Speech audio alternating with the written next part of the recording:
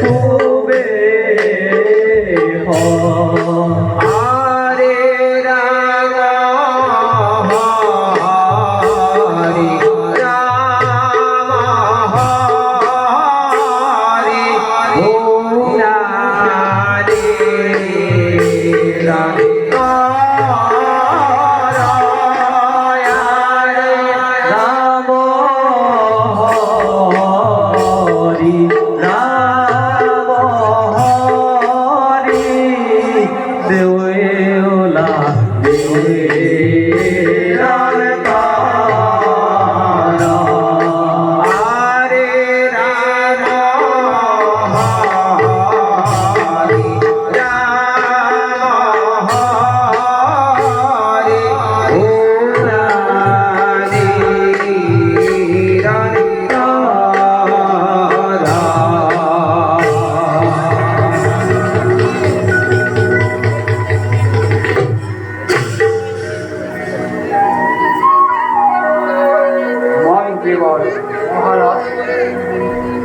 পুত্ৰ না থাকতে ভাবিছিল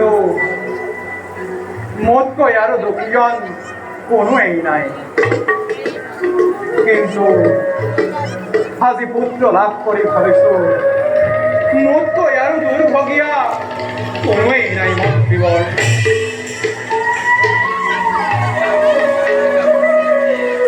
অপুত্ৰ হৈ থাকি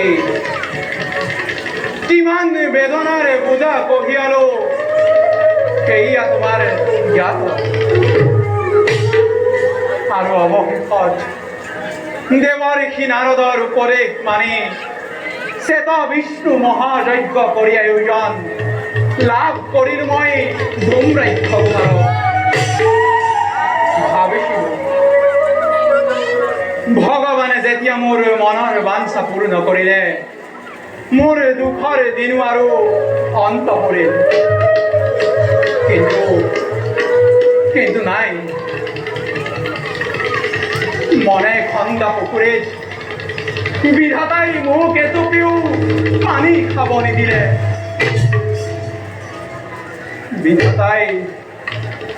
বিধাতাই মোক যি পুত্ৰ দান কৰিলে, দিনকে দিনে বাঢ়ি অহা তাৰ অত্যাচাৰত মোৰ সকলো সুখ হেৰাই গৈছে।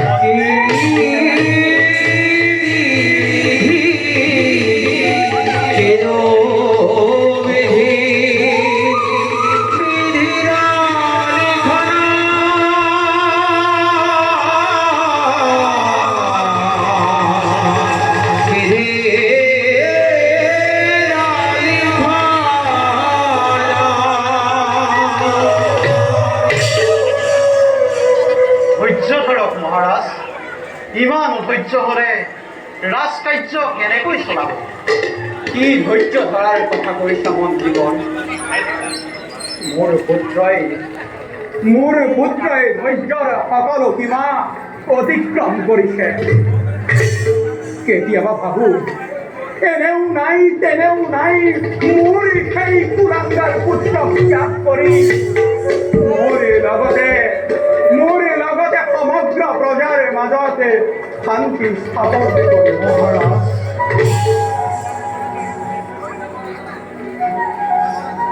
মন্ত্ৰী, কিন্তু এনে সৰ্বনখীয়া সিদ্ধান্ত লোৱাটো উচিত নহয় মহাৰাজ।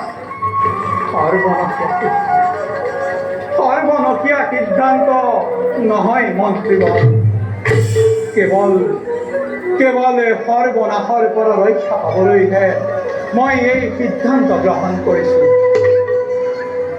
মহাৰাজ, এটি পুত্ৰ লাভৰ বাবে আপুনি কিমান যে কৰিলে সাধনা, যুৱৰাজ লাভৰ বাবে ৰাজ্যৰ প্ৰজাবৰ্গই কিমান যে কৰিলে প্ৰাৰ্থনা, সেই সাধনাৰ ফল আপোনাৰ পুত্ৰ যদি অকালতে হেৰুৱাবলগীয়া হয়, তেন্তে আপুনি জানো শান্তিত থাকিব পাৰিব?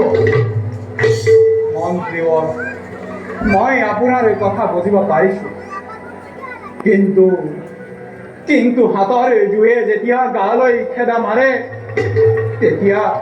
তেতিয়া তাক আঁতৰাই পঠিওৱাৰ বাহিৰে অন্য উপায় একোৱেই নাই মন্ত্ৰীবৰ্গ।